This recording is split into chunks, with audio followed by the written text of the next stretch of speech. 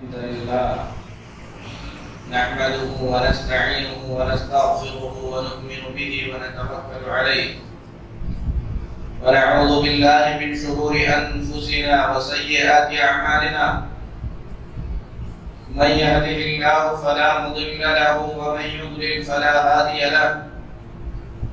وأشهد أن لا إله إلا الله وحده لا شريك له وأشهد أن محمدًا عبده ورسوله أرسله بالحق بشيرًا ونذيرًا أما بعد فإن أحسن الحديث كتاب الله وخير الهدي هدي محمد صلى الله عليه وسلم وشر الأمور محدثاتها وكل محدثة بدعة وكل بدعة ضلالة وكل ضلالة في النار يا أيها الذين آمنوا اتقوا الله حق تقاته ولا تموتن إلا وأنتم مسلمون يا أيها الناس اتقوا ربكم الذي خلقكم من نفس واحدة وخلق منها زوجها وبث منهما رجالا كثيرا ونساء واتقوا الله الذي تساءلون به والأرحام إن الله كان عليكم رقيبا يا أيها الذين آمنوا اتقوا الله وقولوا قولا سديدا يصلح لكم أعمالكم ويغفر لكم ذنوبكم ومن يطع الله ورسوله فقد فاز فوزا عظيما أما بعد اللہ تبارک و تعالی جو تمام طرح کی حمد و ثنا کا مستحق اور حقدار ہے، وہ اللہ جو بہت ساری اچھی صفات کا مالک ہے، وہ اللہ جس کی ہر صفت اچھی اور نرالی ہے، جس کی بے شمار صفات میں سے، جس کے بہت سارے ناموں میں سے ایک نام الخالق ہے، جس نے تمام جہانوں کو پیدا کیا، جس نے ہم تمام کو پیدا کیا، ہمارے ماں باپ کو پیدا کیا، ان کے ماں باپ اور تمام کے ماں باپ کو پیدا کیا، اور بڑے عجیب انداز سے اللہ تبارک و تعالی نے ہم تمام کا وجود بخشا۔ غور کریں، مٹی سے اللہ تعالی نے ایک پتلا بنایا، اس میں جان ڈالی اور اس میں اس کی نسل کو رکھ دیا، اسی سے ساری انسانیت کا اللہ تبارک و تعالی نے وجود بخشا۔ قرآن پاک میں اللہ تعالی نے اس عظیم حقیقت کو ان الفاظ میں بیان کیا، یا ایھا الناس اتقوا ربکم، اے لوگو تم اپنے رب سے ڈرو، الذی خلقکم من نفس واحدہ، جس نے تم تمام کو ایک جان سے پیدا کیا۔ آدم علیہ السلام کو اللہ نے اپنے ہاتھوں سے پیدا کیا، اسی آدم سے اللہ نے فرمایا وخلق منها زوجها، اس کا جوڑا اسی سے اللہ نے بنایا۔ پھر اس کے بعد ان دونوں سے اللہ تعالیٰ نے بہت سارے انسان مرد اور عورت کی شکل میں پیدا کیے۔ اس آیت پر جب ہم غور کرتے ہیں، یہ بات اچھی طریقے سے سمجھ میں آتی ہے کہ یہ ساری دنیا جو ہم دیکھ رہے ہیں، انسانوں کا سمندر، یہ ایک کنبہ ہے، ایک خاندان ہے، ایک قبیلہ ہے، ایک ماں اور ایک باپ کی اولاد ہے۔ اسی کو بیان کرتے ہوئے آگے اللہ تعالیٰ نے فرمایا واتقوا اللہ، اللہ سے ڈرو، الذی تساءلون بہ، جس کے واسطے سے، جس کے ذریعے سے تم پکارتے ہو، لوگوں سے مدد مانگتے ہو، جس کا تم واسطہ دیتے ہو، والارحام، اور رشتہ داریوں کے بارے میں بھی ڈرو۔ رشتہ داریاں، رحم، شریعت اسلامیہ میں اس کا بہت بڑا مقام ہے۔ قرآن میں اللہ فرماتا ہے ان اللہ یأمر بالعدل والاحسان، اللہ انصاف کا حکم دیتا ہے، اللہ احسان کا حکم دیتا ہے، وَإِيتَاءِ ذِي الْقُرْبَى، اور اللہ تمہیں اس بات کا حکم دیتا ہے کہ تم قرابت داروں کو دیا کرو۔ قرآن مجید میں 20 ایسی آیتیں ہیں جن آیتوں میں اللہ تبارک و تعالی نے قرابت دار، رحم، رشتہ دار، ان کے حقوق اور ان کے بارے میں بڑی واضح وصیتیں اللہ تبارک و تعالی نے قرآن پاک میں کی۔ رشتہ داری، اس کا مقام کیا ہے، اس کا مرتبہ کیا ہے، ہم اس بات سے اندازہ لگا سکتے ہیں کہ صرف دین اسلام میں ہی نہیں، ہماری شریعت سے پہلے جو دیگر شریعتیں تھیں یہود اور نصارہ کی، اللہ تعالیٰ نے ان سے بھی عہد و میثاق لیا تھا، ان سے بھی اللہ تعالیٰ نے پکا وعدہ لیا تھا۔ اللہ فرماتا ہے قرآن پاک کے اندر وَإِذْ أَخَذْنَا مِيثَاقَ بَنِي إِسْرَائِيلَ لَا تَعْبُدُونَ إِلَّا اللَّهَ، ہم نے بنی اسرائیل سے یہ عہد لیا، بنو اسرائیل سے ہم نے یہ وعدہ لیا کہ وہ اللہ کے سوا کسی کی عبادت نہیں کریں گے، وَبِالْوَالِدَيْنِ إِحْسَانًا، والدین کے ساتھ وہ حسن سلوک کریں گے، وَذِي الْقُرْبَى، اور جو قرابت دار ہیں، جو رشتہ دار ہیں، ان کے حقوق کو ادا کریں گے، ان کے حقوق میں کوتاہی نہیں کریں گے۔ پچھلی شریعتوں کے اندر بھی رشتہ داروں کے جو حقوق تھے وہ بتلائے گئے۔ پیارے نبی جناب محمد رسول اللہ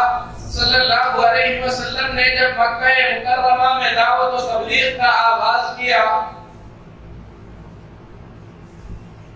تو آپ کی جو ابتدائی دعوت تھی، شروع میں آپ جن باتوں کا حکم دیتے تھے وہ یہی باتیں تھیں کہ اللہ کے سوا کسی کی عبادت نہ کریں، رشتوں کو جوڑیں، رشتہ داری کا خیال کریں،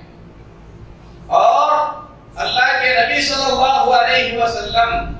دعوت کی ابتدا سے جس طریقے سے توحید کے ساتھ رشتوں کی اہمیت کو بیان کرتے رہے، مدینہ جانے کے بعد بھی آپ کی زندگی کے دعوت کے آخری مرحلے تک اللہ کے نبی صلی اللہ علیہ وسلم توحید کے ساتھ ساتھ رشتہ داری کی اہمیت کو برابر بیان کرتے رہے۔ اور قرآن مجید میں اللہ تبارک و تعالی نے رشتہ داری کے متعلق جتنی سختی کے ساتھ بیان کیا اور اسے جوڑنے کے جتنے فوائد اللہ تعالی نے بیان کیا، ان تمام کو سننے کے بعد رشتہ داریوں کو توڑتے ہوئے ایمان کا تصور دین کے اندر نہیں کیا جا سکتا۔ ابو ایوب انصاری رضی اللہ تعالیٰ عنہ بیان فرماتے ہیں اللہ کے نبی صلی اللہ علیہ وسلم عرفہ کے میدان سے نکل رہے تھے، حج کا موقع تھا، ایک اعرابی آیا، ایک بدو آ کر اللہ کے نبی صلی اللہ علیہ وسلم کے سواری کی لگام پکڑ لیا اور پوچھنے لگا اخبرنی ما یقربنی من الجنة ویباعدنی من النار، اے محمد صلی اللہ علیہ وسلم آپ مجھے ایسا عمل بتائیے جس عمل کے کرنے سے میں جنت سے قریب ہو جاؤں اور جہنم سے دور ہو جاؤں۔ اعرابی تھے، بدو تھے، اور ان لوگوں میں بڑی جرأت ہوا کرتی تھی اور بڑے عقل مند ہوتے تھے، اور صحابہ کو یہ اچھا لگتا تھا کہ کوئی بدو آئے اور اللہ کے نبی سے کوئی سوال کرے، کیونکہ صحابہ کرام رضی اللہ تعالیٰ عنہم اجمعین پیارے نبی جناب محمد رسول اللہ صلی اللہ علیہ وسلم کی حیبت اور آپ کی محبت کی وجہ سے آپ صلی اللہ علیہ وسلم سے پوچھنا تو چاہتے تھے، لیکن انہیں کچھ چیزیں پوچھنے کی جرأت نہیں ہوتی تھی۔ کسی صحابی میں اتنی جرأت نہیں تھی کہ نبی صلی اللہ علیہ وسلم کی سواری جا رہی ہو اور جا کر اس کی لگام پکڑ لے۔ ایک بدھو صحابی تھے، آ کر انہوں نے لگام تھام لی، روک دیا نبی پاک صلی اللہ علیہ وسلم، سوال کیا اے اللہ کے نبی صلی اللہ علیہ وسلم آپ مجھے ایسا عمل بتائیے جو عمل مجھے جنت سے قریب کر دے اور جہنم سے دور کر دے۔ سوال اتنا پیارا تھا، پیارے نبی صلی اللہ علیہ وسلم نے پوچھا کیف پوچھتا، تم نے کیا پوچھا، دوبارہ پوچھو۔ انہوں نے کہا اللہ کے نبی صلی اللہ علیہ وسلم آپ مجھے ایسا عمل بتائیے جو جنت سے قریب کر دے، جہنم سے دور کر دے۔ آپ صلی اللہ علیہ وسلم نے فرمایا تعبد اللہ ولا تشرک به شیئا، سب سے پہلا کام تو تمہیں یہ کرنا ہے کہ تم اللہ کی عبادت میں لگ جاؤ، اللہ کے ساتھ کسی کو شریک نہ کرو۔ وَتُقِيمَ الصَّلَاةَ، نماز قائم کرو۔ وَتُؤْتِيَ الزَّكَاةَ، زکات ادا کرو۔ وَتَصِلَ الرَّحِمَ، اور رشتہ داریوں کا خیال کرو، رشتوں کو جوڑو۔ جواب دینے کے بعد آپ نے فرمایا دع الناقہ، اونٹ کی مہار چھوڑ دو تاکہ میں آگے بڑھ سکوں۔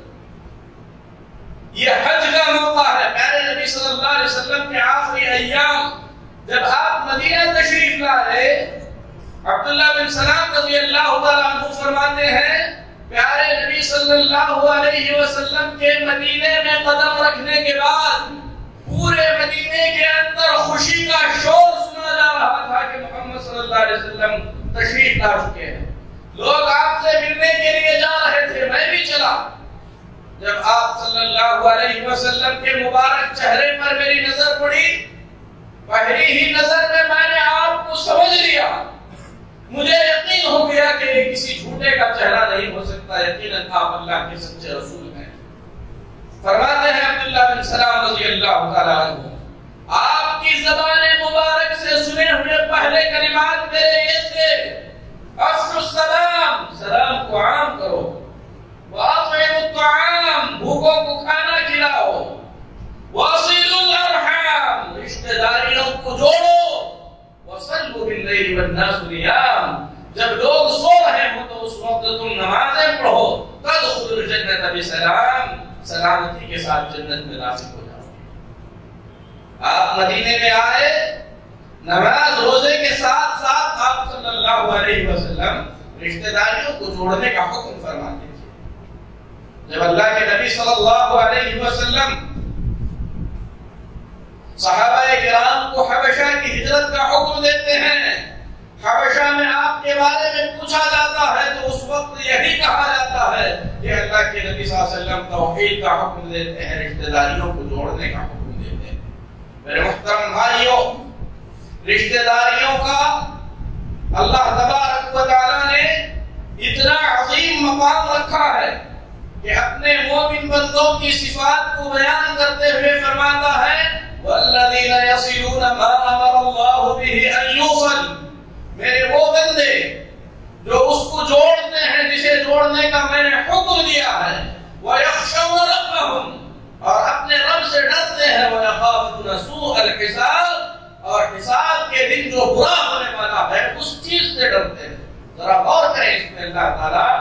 اپنے مومن بندوں کی تعریف کرتے ہوئے،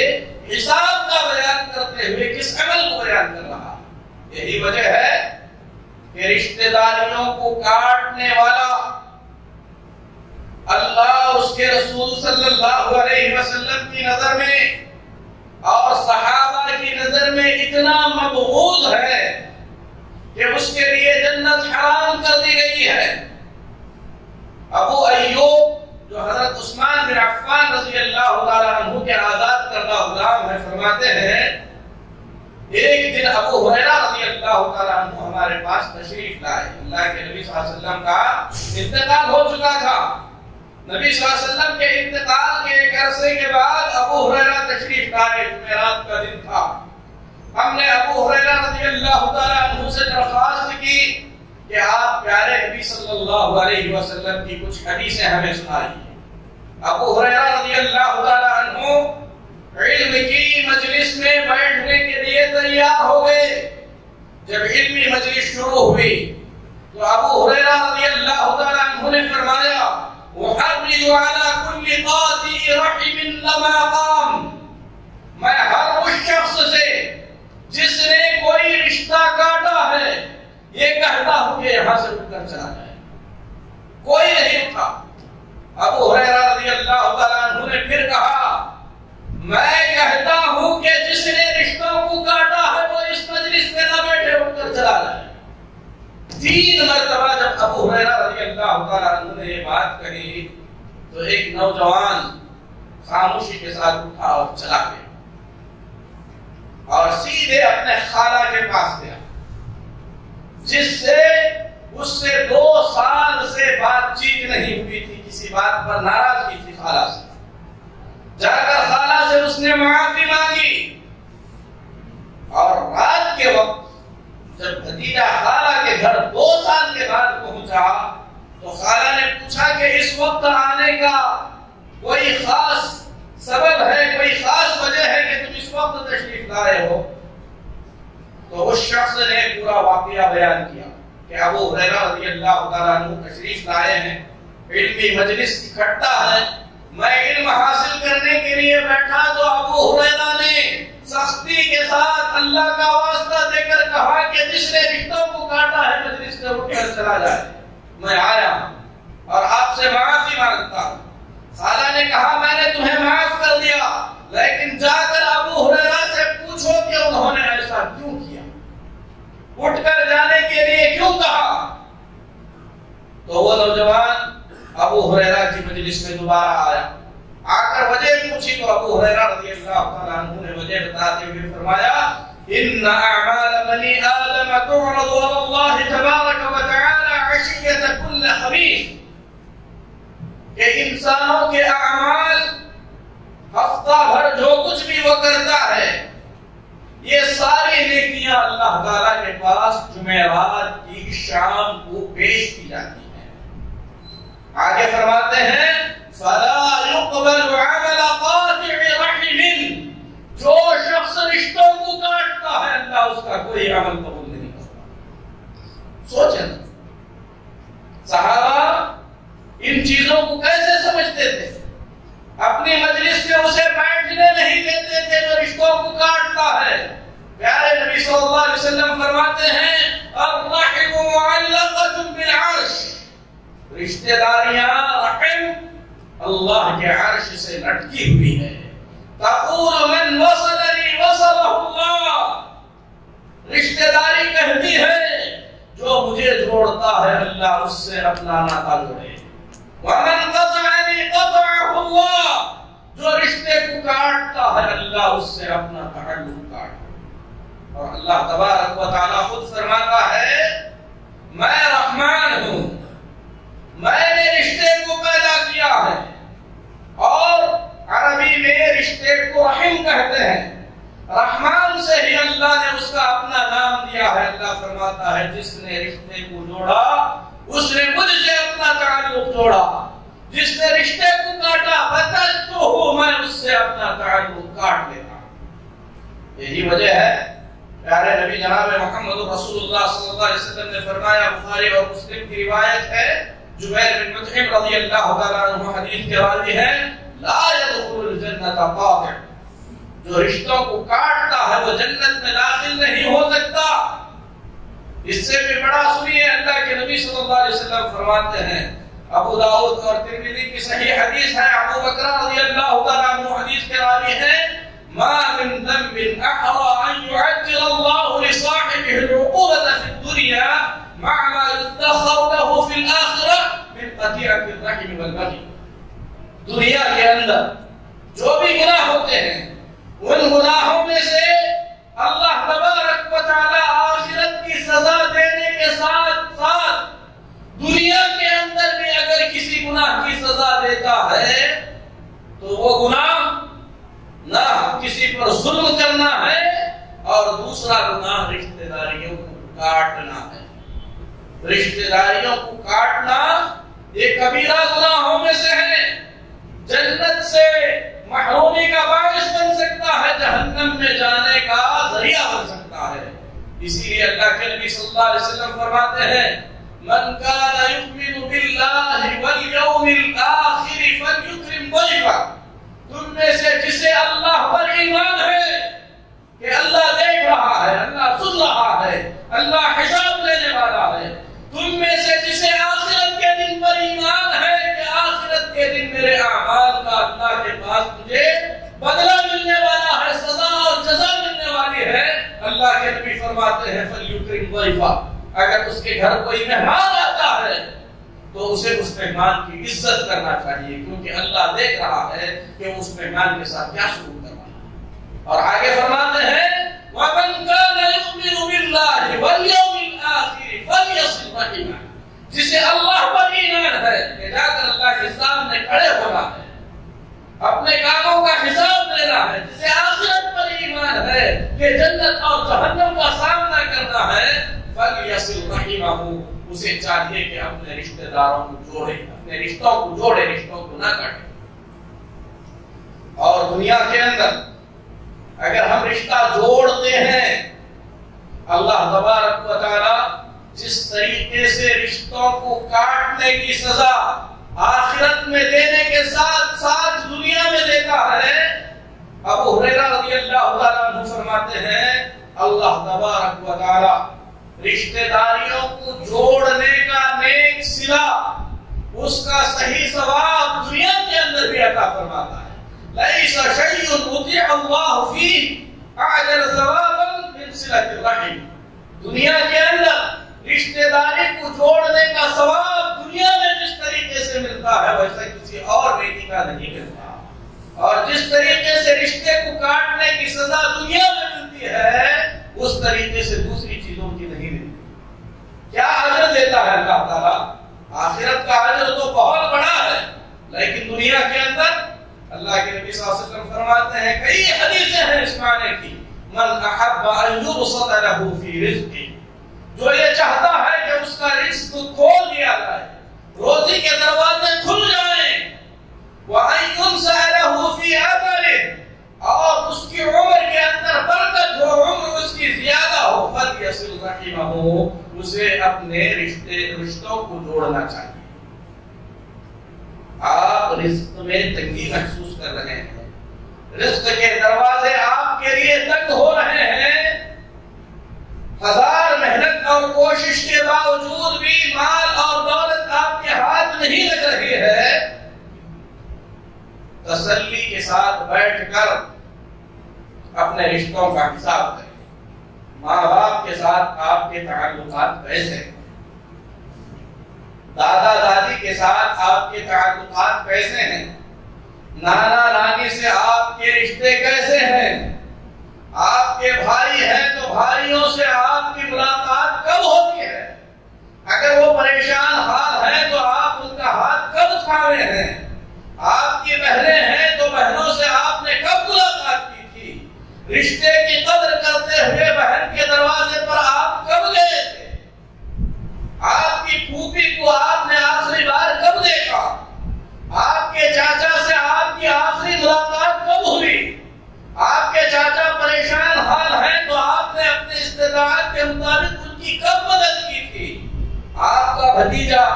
آپ کا بھانجا، آپ کی بھتیجی، آپ کی بھانجی، آپ کی خالہ، یہ سب کے سب آپ کے رشتہ دار ہیں، ان سے آپ کے تعلقات کیسے ہیں؟ اگر ان سے آپ نے اپنے تعلقات خراب کر رکھے ہیں، پھر اس کے بعد آپ کے لیے روزی کے دروازے بند کر دیے گئے ہیں، تو روزی کے دروازے آپ نے خود اپنے ہاتھوں سے اپنے اوپر بند کر دیے۔ کئی حدیثیں ہیں اس معنی کی کہ رزق کی کشادگی کے لیے رشتہ داروں کے ساتھ تعلقات، رشتے جوڑنے کا مطلب کیا ہے؟ رشتے جوڑنے کا مطلب یہ ہے کہ آپ کبھی ان کا برا نہ کریں، رشتے جوڑنے کا مطلب یہ ہے کہ آپ اپنی طاقت کے مطابق جس قدر ممکن ہو سکے ان کا بھلا کرنے کی کوشش کریں، ان سے ملاقات کریں، ان کے دکھ درد پوچھیں، ہمدردی جتائیں، اگر اللہ نے مال سے نوازا ہے تو مال سے ان کی مدد کریں، اگر آپ خود محتاج ہیں تو کم سے کم سلام کلام جاری رکھیں، اپنی استطاعت کے مطابق ہدیہ تحفہ انہیں جو کچھ دے سکتے ہیں دیں۔ اگر آپ نے اپنے ان رشتہ داروں کے ساتھ اپنے سلوک خراب کر لیے ہیں اور آپ کے روزی میں تنگی آ رہی ہے تو حقیقت میں یہ وہ عذاب ہے جس عذاب کا اللہ تعالیٰ نے رشتوں کو کاٹنے پر وعدہ فرمایا۔ اسی لیے عبداللہ بن عمر رضی اللہ تعالیٰ عنہ فرماتے ہیں من اتقى ربه، جو اپنے رب سے ڈرتا ہے، ووصل رحمه، اور اپنے رشتوں کو جوڑتا ہے، نُسِّيَ فِي أَجَلِهِ، اس کی عمر میں اللہ زیادتی کرے گا۔ یا تو اس کی عمر، اگر اس کی موت 50 سال میں لکھی تھی تو کچھ بڑھا دی جائے، یا تو 50 سال ہی کی زندگی میں اللہ اسے اتنا اچھا کام کرنے کی توفیق دے گا جو آدمی 100 سال کی زندگی پا کر بھی نہیں کر سکتا۔ اللہ برکت عطا کرے گا عمر، اور اس کا مال زیادہ ہوگا، وَأَحَبَّهُ أَهْلُهُ، اور اس کے رشتہ دار بھی اس سے محبت کرنے لگیں گے۔ ہو سکتا ہے کبھی ہم اپنے رشتہ داروں کے ساتھ اچھا سلوک کرنے کی کوشش کریں، لیکن جواب میں ہمارے ساتھ اچھا نہ ہو، تو اس وقت بھی ہم کو چاہیے کہ پیارے نبی جناب محمد رسول اللہ صلی اللہ علیہ وسلم کے فرامین کو سامنے رکھتے ہوئے ان رشتہ داروں کے ساتھ اچھا سلوک برابر کرتے رہے جو ہمارے ساتھ برا سلوک کر رہے ہوں، کیونکہ رشتے کو جوڑنے والا وہ نہیں ہے جو رشتہ دار اچھا کرے تو اچھا کرے اور برا کرے تو خاموش ہو جائے۔ پیارے نبی صلی اللہ علیہ وسلم نے فرمایا لیس الواصل بالمکاسی، وہ شخص رشتہ جوڑنے والا نہیں ہوگا جو بدلے میں اچھا کرے، وہ 2 قدم آئے ہم بھی 2 قدم جائیں، وہ ہماری خوشی میں آئے ہم بھی ان کی خوشی میں جائیں، وہ خوشحال رہ کر مدد کریں ہم بھی مدد کریں، یہ تو سودا ہے، یہ مکافأہ ہے، یہ احسان کے بدلے میں احسان کرنا ہے۔ اللہ کے نبی صلی اللہ علیہ وسلم نے فرمایا احسان کے بدلے میں احسان کرنے والا رشتہ جوڑنے والا نہیں ہے، حقیقت میں رشتہ جوڑنے والا وہ ہے جو ان کے ساتھ رشتہ جوڑتا ہے جو اس کے ساتھ رشتہ کاٹتے ہیں، جو اس کے گھر نہیں آتے لیکن وہ ان کے گھر جاتا ہے، جو اس کی برائی کرتے ہیں اس کا برا چاہتے ہیں لیکن وہ ان کا بھلا چاہتا ہے، وہ اس کی ٹانگ کھینچتے ہیں لیکن وہ انہیں ترقی پر دیکھنا چاہتا ہے، یہ رشتہ جوڑنے والا ہے۔ اور اللہ کے نبی صلی اللہ علیہ وسلم فرماتے ہیں سب سے بہترین صدقہ، سب سے بہترین صدقہ اپنے اس رشتہ دار کو دیا گیا صدقہ ہے جو آپ سے جلتا ہے، آپ کی ترقی سے جلنے والا، آپ کو برباد ہوتے ہوئے دیکھ کر خوش ہونے والے کو پریشانی کی حالت میں دیکھ کر آپ صدقہ دیتے ہیں، تو اللہ کے نبی صلی اللہ علیہ وسلم فرماتے ہیں یہ صدقہ اللہ کو سب سے زیادہ پسند ہے۔ احسان کے بدلے میں احسان ہر کوئی کر سکتا ہے، لیکن برا کرنے والے رشتہ داروں کے ساتھ بھی یہ سمجھ کر کہ یہ میرے رب کا حکم ہے، یہ سمجھ کر کے بھی یہ ادا اللہ کو پسند آتی ہے، اللہ کے نبی صلی اللہ علیہ وسلم کو پسند آتی ہے، اپنے نفس پر کنٹرول کرتے ہوئے ان کے ساتھ بھلائی کرنا حقیقت میں یہ نہیں کیا، اور دین اسی کی دعوت دیتا ہے۔ ایک آدمی آیا اللہ کے نبی صلی اللہ علیہ وسلم کے پاس کہنے لگا یا رسول اللہ ان لی قرابة اصلهم ويقطعون،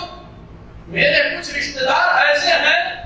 میں ان سے رشتہ نبھاتا ہوں لیکن وہ رشتہ کاٹتے ہیں،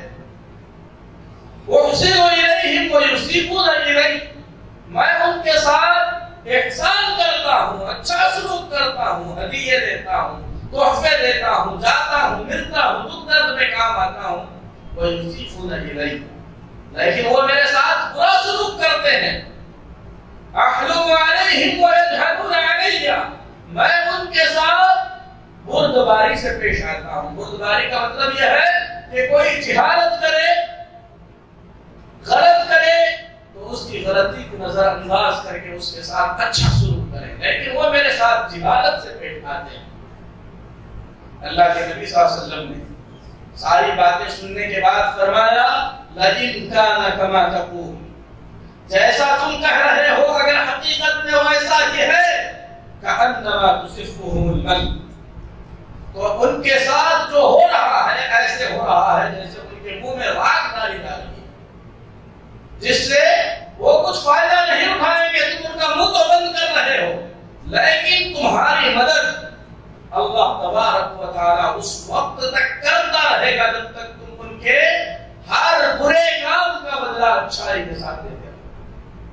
کیا چاہیے ہو کہ اللہ مددگار ہو جائے، اللہ تعالیٰ کی مدد اور نصرت آتی رہے۔ اسی لیے میرے محترم بھائیوں، پیارے نبی جناب محمد رسول اللہ صلی اللہ علیہ وسلم جب مشرکین مکہ نے آپ کو بہت ستایا، بہت دکھ دیا، آپ صلی اللہ علیہ وسلم نے ایک مرتبہ بددعا کے نتیجے میں قحط پڑ گیا۔ مکے کے اندر قحط کی وجہ سے لوگوں کے آنکھوں میں اندھیرا چھا گیا، کھانے پینے کے لانے پڑ گئے۔ ابو سفیان رضی اللہ تعالیٰ عنہ جو اس وقت اللہ کے نبی صلی اللہ علیہ وسلم کے سب سے بڑے دشمن ہوا کرتے تھے اسلام لانے سے پہلے، بدر کی جنگ لڑے تھے، احد کی لڑائی ہوئی تھی، بڑی بڑی لڑائیاں بھی ہو چکی تھی۔ ابو سفیان رضی اللہ تعالیٰ عنہ اللہ کے نبی صلی اللہ علیہ وسلم کے پاس آ کر درخواست کرتے ہیں، فرماتے ہیں میں آپ کو اللہ کا واسطہ دیتا ہوں اور اس رشتہ داری کا واسطہ دیتا ہوں جو میرے اور آپ کے بیچ ہے، اللہ سے دعا کیجئے کہ اللہ تعالیٰ ذرا سوچیے، ایک کافر نبی کا جانی دشمن مشرکین مکہ کے سرداروں میں سے ایک سردار، لیکن ان کو بھی معلوم ہے کہ رشتوں کی اہمیت ہے، رشتوں کی ان اہمیت سے اگر مانگا جائے تو دیا جاتا ہے۔ آج ہمارا بھائی، ہمارا چاچا، ہماری خالہ، ہماری پھوپھی ہمارے ساتھ اگر کچھ برا کرتے ہیں تو ہم ان کے رشتے کو ہی بھلا دیتے ہیں،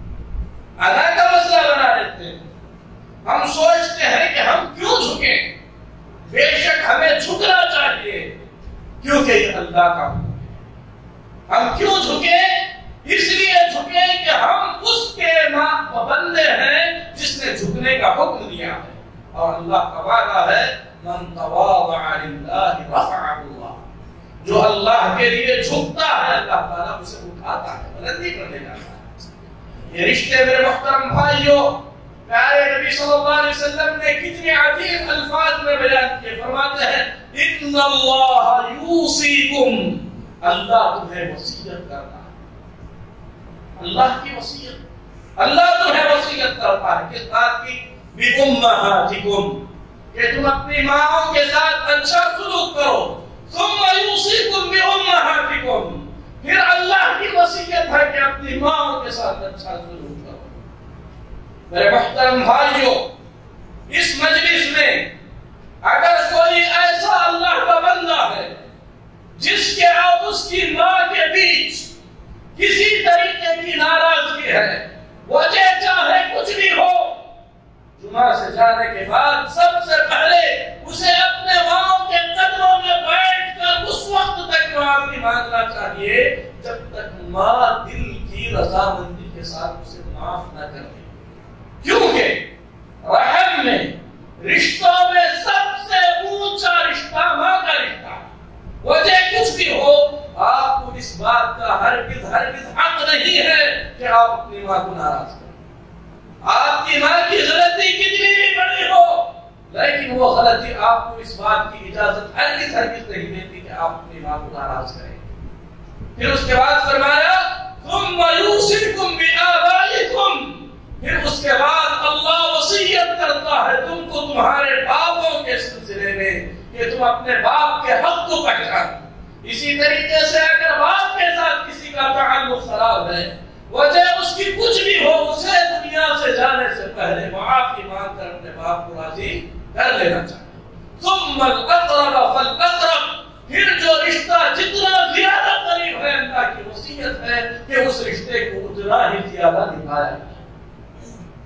کون سے رشتے ہیں؟ باپ کی جانب سے جتنے بھی رشتے ہیں، باپ کے باپ یعنی دادا پردادا، یہ سب کے سب اگر زندہ ہیں تو اس رشتے میں آتے ہیں وَأُولُو الْأَرْحَامِ بَعْضُهُمْ أَوْلَىٰ بِبَعْضٍ فِي كِتَابِ اللَّهِ، جو رشتے اولو الارحام کے ہیں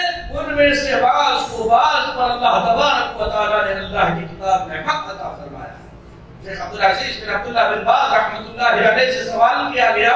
اس آیت کریمہ کے بارے میں، تو آپ نے فرمایا اس آیت کریمہ کا مطلب ہے والد اور والدہ کی جانب سے جو بھی ہمارے رشتے بنتے ہیں، پھر اس کے بعد ہمارے بچے اور بچیوں کی جانب سے ہمارے جو بھی رشتے بنتے ہیں، وہ رشتے ان سے جتنے زیادہ قریب ہیں وہ ہم سے اتنے ہی زیادہ قریب۔ باپ کے باپ، باپ کی ماں، باپ کے بھائی، باپ کی بہنیں، یہ سب کے سب اولو الارحام میں آتے ہیں۔ اسی طریقے سے ماں، نانی، نانا، ماموں، خالہ، یہ سب کے سب قریبی رشتوں میں آتے ہیں۔ آج ہم اپنے باپ اور چچا کے بیچ بہت بڑا فرق سمجھتے ہیں، جبکہ پیارے نبی جناب محمد رسول اللہ صلی اللہ علیہ وسلم نے فرمایا العم سن ابی، چاچا تو باپ ہی کی طرح ہے، چاچا باپ ہی کی طرح ہے، باپ ہی کی دوسری شکل ہے۔ جس طریقے سے ایک بیٹا اپنے باپ کا احترام کرتا ہے، واجب اور ضروری ہے کہ اسی طریقے سے اپنے چاچا اور اپنے دایا کا بھی احترام کرے۔ بھلے ان سے غلطی ثابت ہو، معافی مانگے، ان کے ساتھ رشتے کو نبھانے کی کوشش کرے، انہیں خوش رکھنے کی کوشش کرے۔ خالہ کے بارے میں آپ نے فرمایا الخالۃ بمنزلۃ الام، خالہ کیا ہے؟ ماں کا ہی دوسرا روپ ہے، ماں ہی کی طرح ہے۔ تو جس طریقے سے ہم اپنی ماں کا احترام کرتے ہیں، اسی طریقے سے ہم اپنی خالہ کا احترام کریں، اپنی بڑی ماں کا احترام کریں، اسی طریقے سے ہم اپنے باپ کا احترام کریں۔ میرے محترم بھائی، یہ رشتے صرف خاندان کو مضبوط رکھنے کے لیے نہیں ہیں۔ جس طریقے سے نماز عبادت ہے، روزہ عبادت ہے، حج عبادت ہے، اسی طریقے سے ان رشتوں کو جوڑنا بھی عبادت ہے۔ جس طریقے سے شراب حرام ہے، جس طریقے سے زنا حرام ہے، جس طریقے سے سود حرام ہے، اسی طریقے سے ان رشتوں کو توڑنا بھی حرام ہے۔ اور اس سلسلے میں بڑی سخت وعیدیں آئی ہیں۔ اللہ تعالیٰ سے ہم دعا کرتے ہیں کہ اللہ رشتوں کی اہمیت کو سمجھنے کی توفیق دے۔ اگر ہمارے رشتہ داروں کے بیچ دوریاں ہیں تو اللہ کے خاطر ان دوریوں کو پوری کرنے کی اللہ ہمیں توفیق عطا فرمائے۔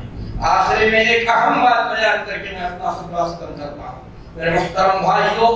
رشتے ہوں یا ناتے، ان تمام کے سلسلے میں شریعت کے اصول اور ضوابط اٹل ہیں۔ رشتوں کے سلسلے میں اگر کسی کے رشتہ دار کافر ہیں، مشرک ہیں، تب بھی ان رشتوں کو توڑنے کا حکم نہیں دیا گیا۔ عمر بن خطاب رضی اللہ تعالیٰ عنہ کے پاس ایک قمیص آئی، اور قمیص ایسی تھی جسے پہننا مسلمان کے لیے درست نہیں تھا۔ عمر رضی اللہ تعالیٰ عنہ نے وہ قمیص مکہ بھیج دی اپنے ایک بھائی کے لیے جو مشرک تھے۔ ان کے بھائی مشرک ہیں، ان کے ساتھ بھی رشتہ نبھایا جا رہا ہے۔ اسماء بنت امیس رضی اللہ تعالیٰ عنہ آ کر اللہ کے نبی صلی اللہ علیہ وسلم سے پوچھتی ہے، اللہ کے نبی صلی اللہ علیہ وسلم میری والدہ آ رہی ہیں اور وہ مشرکہ ہیں، کیا مجھے اس بات کی اجازت ہے کہ میں ان کے ساتھ اچھا سلوک کروں؟ آپ صلی اللہ علیہ وسلم نے فرمایا سری امتی، اپنے ماں کے ساتھ اچھا سلوک کرو۔ اور اللہ تعالیٰ نے کتاب پاک میں فرمایا تمہارے ماں باپ اگر مشرک بھی ہیں ان کے ساتھ اچھا سلوک کرو۔ وَإِن جَاهَدَاكَ عَلَىٰ أَن تُشْرِكَ بِي مَا لَيْسَ لَكَ بِهِ عِلْمٌ فَلَا تُطِعْهُمَا، لیکن اگر وہ شرک کا حکم دیتے ہیں تو ان کی اطاعت نہ کرو۔ یہاں پر ہم دیکھتے ہیں ہو سکتا ہے مجلس میں بہت سے ایسے لوگ ہوں جن کے رشتہ دار بدعتوں میں مبتلا ہوں، شرک میں مبتلا ہوں، لیکن ان کے شرک یا بدعات میں مبتلا ہونے سے